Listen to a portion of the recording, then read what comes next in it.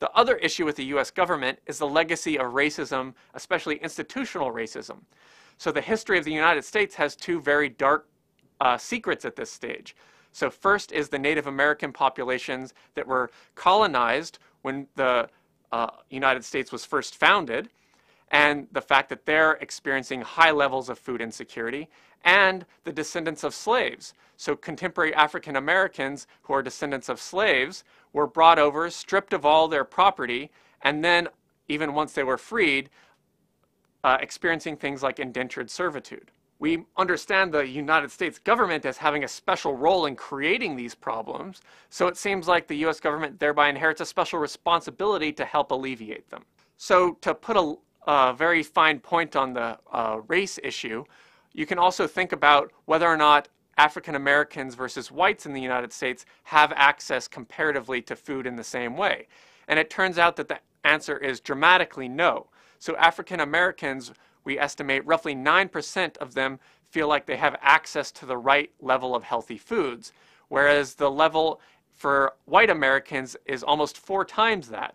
By comparison, we also find with African Americans that it's more likely that they'll buy vegetables if they feel like they have access to them than their corresponding white consumers. This is a really surprising finding, detailed in lots of studies such as the grocery gap that we'll make available to you.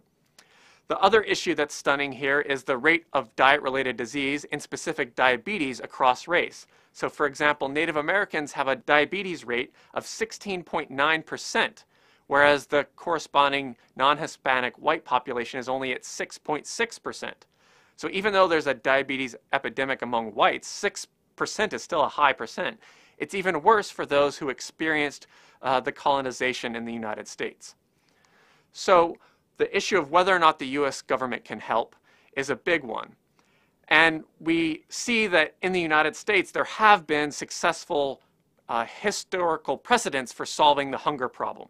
So as the film A Place at the Table documents, in 1968 to the late 1970s, hunger in the US was almost entirely ended as a result of public pressure on the government. So that suggests that if we pursue a corresponding campaign among public awareness, there is some hope that the US government will respond. But we can also respond at the local level.